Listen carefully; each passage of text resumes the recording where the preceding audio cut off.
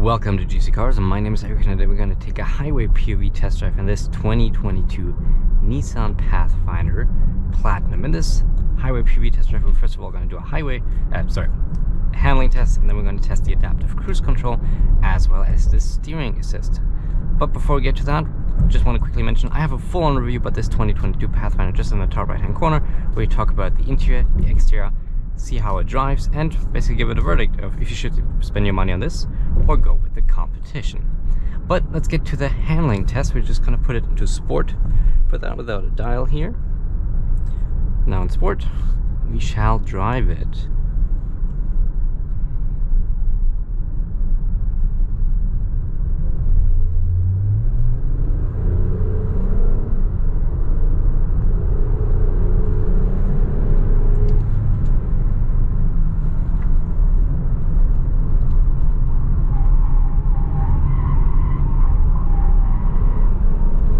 A lot of body roll,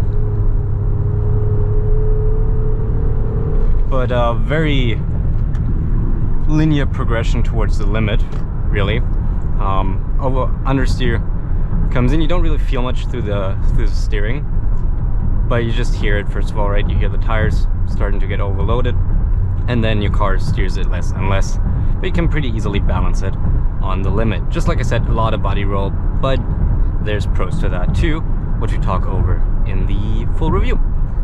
So that's the handling part though. So let's talk about, first of all, let's change our gauge cluster. Let's talk about the adaptive cruise control and the driving assist. So let's turn on adaptive cruise control. First of all, we got to activate it by pressing the button here, and then we can set it down. And adaptive cruise control is on. We already have steering assist, but I'm not gonna take care of that right now. I just want to still manual control here for a second. He's a little trapped. I don't really want to overtake on the right hand side, but got people around us. Anyhow, I'll just put it on again. And okay, adaptive cruise control. That's just regular. I mean, it's an adaptive cruise control. There's really not much to say for it. Works pretty well even at slower speeds. You can use it, but the more important part, which we are more interested in, is obviously this steering assist. So turn it on. There you go, audible and visual notice coming up, and the car is steering.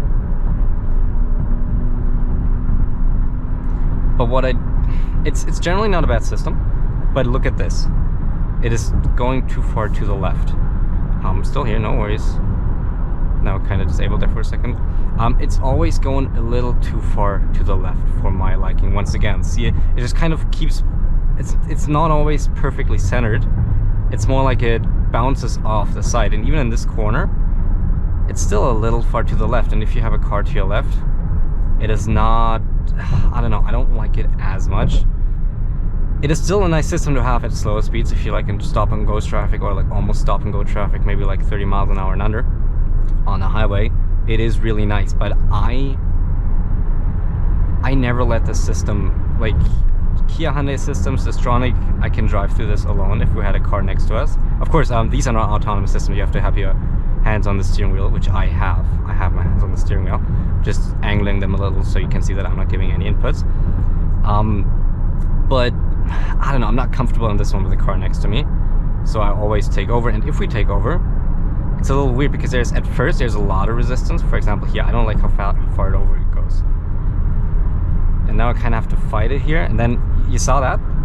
If I want to fight it a little, there's a lot of resistance, and suddenly the resistance goes away. So I snap a little. It's not very jarring for the driving, so you don't upset the driving in a way that like passengers would feel it, but you yourself feel it because you're kind of constantly fighting this. And then I don't know.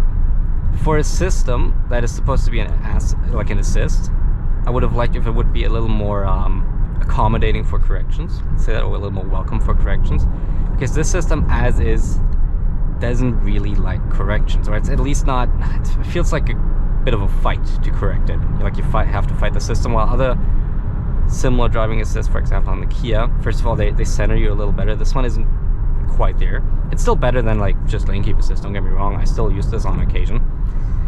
but I just wish that it would be a little more just a little easier to correct with less resistance. But it's still okay. It's just not quite on level. But let's disable it. I think we've seen what we wanted. Actually, let's give it this left turn still. This very slight left turn. Just braking a little because of the Civic. Still got my hands on the steering wheel, just for the record. And you see, like, these easier situations, it handles them just fine. It's just when you get into like sharper turns that it's, and then once again, a little drifting to the left. It's fine, but not quite on the level of other SUVs out there and other brands. Anyhow, that's pretty much already it for the highway POV drive. We did the adaptive cruise control, we tested the driving assist, and we tested the handling. That's all we wanted to do today. And yeah, I hope you liked it. We always do these for all the cars we have, so we, weather permitting. Of course, if it's raining, I'm not gonna do like like a handling test or anything. It's still got to be safe and all that, right? But the important thing I wanted to mention is that, of course, if you want to see the review, that was a lot of build up for like a regular mention. If you want to see the review, it's just somewhere on your screen right now. And all the other POV drives you can find just in the playlist, which I'm also, if I think about it, gonna list you here. But we upload reviews every Friday at 11 a.m. roughly. Sometimes it's a little later. I'm very busy right now. But every week we got a new review about anything. We got SUVs, we got luxury cars, we got sports cars, we got it all. So if you like cars, consider subscribing. And other than that, thank you so much for watching. I hope you liked it, and I hope I'll see you in the next one. Thank you and goodbye.